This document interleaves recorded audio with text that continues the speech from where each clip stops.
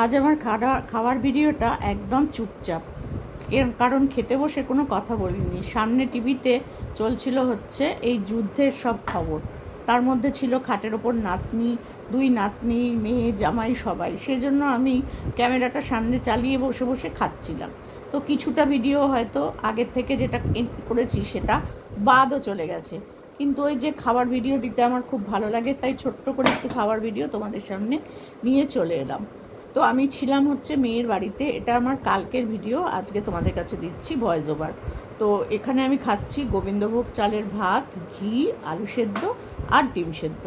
জানোই তো এই প্রিয় খাবারটা মানে সবারই প্রিয়, আমার তো বিশেষ করে প্রিয়, কারণ আমি তো আবার অত রাঁধতে টাধতে পারি না বাবু, সত্যি কথা বলতে কি। তো এই জিনিসগুলো একদম ঝটপট বসিয়ে দাও আর একবারে নামাও আর গরম গরম খেয়ে নাও, ব্যাস। সাথে কিন্তু দুটো বড় বড় কাঁচা লঙ্কাও নিয়ে এসেছিলাম। তো সেইটা মানে কি বলবো তোমাদের কাছে, আমার তো ঝাল ছাড়া চলে না, কিন্তু পেটে তো অলরেডি সিস্ট হয়ে রয়েছে, তোমরা তো জানো। তো ওরা ওপরে বসে টিভি দেখছে আর আমি নিচে বসে বসে কিন্তু খাওয়াটা কন্টিনিউ করে যাচ্ছিলাম, কারণ এই খাবার যদি ঠান্ডা হয়ে যায় তাহলে কিন্তু খেতে একদম ভালো লাগে না। তো খেয়ে দিয়েই আমি আবার তৈরি হব, বেরিয়ে আসতে হবে বাড়ি, নাতনিকে নিয়ে আমি আবার বাড়ি চলে আসব। তো আর ভাতটা প্রচণ্ড গরম, তাই জন্য ওই যে হাত দিচ্ছি আর দেখো মাঝে মধ্যে হাত তুলে নিচ্ছি, আবার ওদের সাথে একটু করে গল্পও করছি তার মধ্যে। তো আমার খাওয়া হয়ে গেলে তারপরে ওরা খেতে বসবে। তো আমি নিচে বসে খাচ্ছি এই কারণেই যে ডাইনিং টেবিলে অনেক খাবার দাবারের সব রয়েছে, ওরা যেগুলো খাবে টাবে সেই সব রয়েছে। আর আমি যখন গেছিলাম তখন ডিবাপি বিরিয়ানি নিয়ে গেছিলাম, তো সেই বিরিয়ানি ওদের রাত্রিবেলা খাওয়ার পরেও বিরিয়ানি কিন্তু রয়েছে, তো সেই বিরিয়ানি খাবে। আমি তাই বললাম যে আমি বাবা কিচ্ছু বিরিয়ানি খাবো না, আমি একদম প্লেন খাবার খাবো, গোবিন্দভোগ চালের ভাত, আলু সেদ্ধ আর ডিম সেদ্ধ। এই দেখো মাঝে মধ্যে আবার ভল্টু মাথা বার করছে ডিম সেদ্ধ খাওয়ার জন্য, তো ওকেও একটু ডিম সেদ্ধ খাইয়ে দিলাম।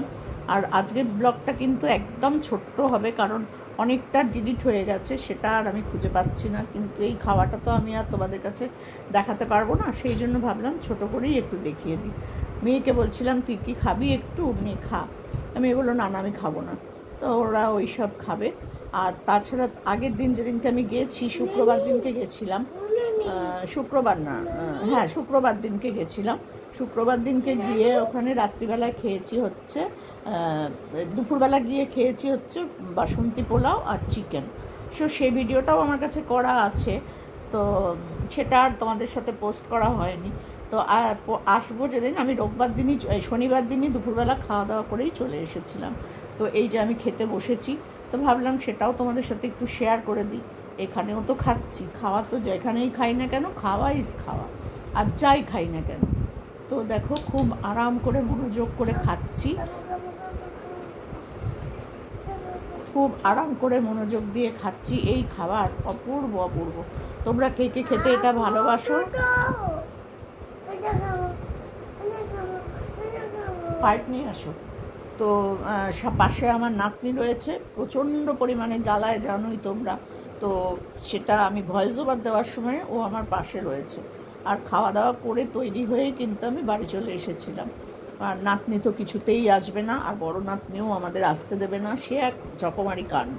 কিন্তু আমার তো শনিবার পড়ানো থাকে তোমরা জানোই, আর এখন একটু কামাই করাটাও যাবে না, সামনের সপ্তাহ থেকে হয়তো ছুটি পড়ে যাবে, সেই জন্য আসতেই হলো। আর এদিকে দেখো প্রাণ ভরে মন ভরে কিন্তু আমি একদম থালা ফালা চেটেই মনে হয় সব খেয়ে নেবো। তবে হ্যাঁ, থালাও চাটতে হবে, হাতও চাটতে হবে, নাহলে কিন্তু খাওয়ার মজা পাওয়া যায় না ভাই, যাই বলো তাই বলো। তো আজকে আমি একটু ভিডিওটা একটু লম্বা করেই করেছি। এটা কেন নিয়ে এসছো, ফ্রিজের মধ্যে রয়েছে দেখো। তো এত জ্বালায় না, কথা বলবো কি বলো, ভয়েস ওভার দিতে গেলেই ওর কথা বলতে হয়, যেই আমি ভিডিওটা চালিয়ে বসবো ওকে কথা বলতে হয়। আর এই দেখো আমার হাত চাটা আর থালা চাটা, বুঝতেই পারছো পুরো মুখের মধ্যে হাত ঢুকিয়ে ঢুকিয়ে কিন্তু চাটছি, কারণ এই খাবার দেখতেই পাচ্ছ, এই খাবার কিন্তু একেবারে অমৃত সমান। তো আমি তো খুব মন দিয়ে খাই, এই যে খাবারই খাই আমি খুব মানে মন দিয়ে খাই, হেসে খাই, খুব ভালোভাবে খাই, এই হচ্ছে ব্যাপার। আর ডিম সেদ্ধও এখান থেকে আমি আবার একটু করে নাতনিকে খাইয়ে দিচ্ছিলাম। আর ভাতের মধ্যে ডিম মেখে খেতেও কিন্তু আমার ভালো লাগে, জানো তো। কিন্তু আজকে আর সেটা মানে কালকে আর সেটা করিনি। এই যে দেখো ডিমটা তোমাদের দেখাচ্ছি, ডিম সেদ্ধটা। আর এই যে ডিমের কুসুম, ডিম, আর সামনে আছে নাতনি, ওকে আমাকে একটু দিয়ে দিয়ে খেতেই হবে, কোনো উপায় নেই। ওর কিন্তু খাওয়া হয়ে গেছে ডিম সেদ্ধ, কিন্তু ও খেয়েছে, কিন্তু তারপরেও ওকে আমার থেকে একটু খেতেই হবে। এইটাই বলে নাতনি আর দিদার ভালোবাসা, কী আর বলবো বলো।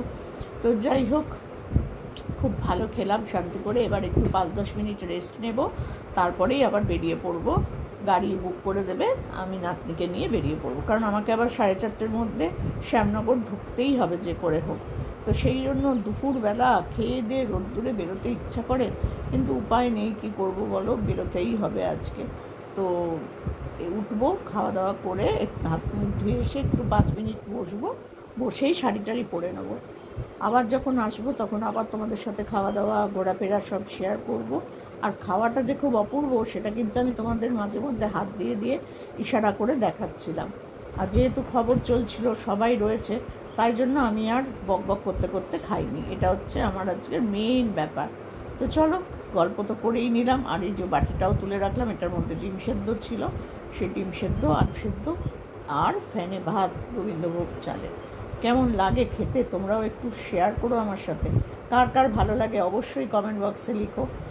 আমার তো ভীষণ ভালো লাগে। যখন বাবা মা বেঁচে ছিল তখন অর্ধেক দিন শীতকালে রুটি টুটি রোজ রোজ খেতে ইচ্ছা না করলে মাকে বলতাম গরম গরম গোবিন্দভোগ চালের সেদ্ধ ভাত, ডিম সেদ্ধ, আলু সেদ্ধ দিয়ে খাবো।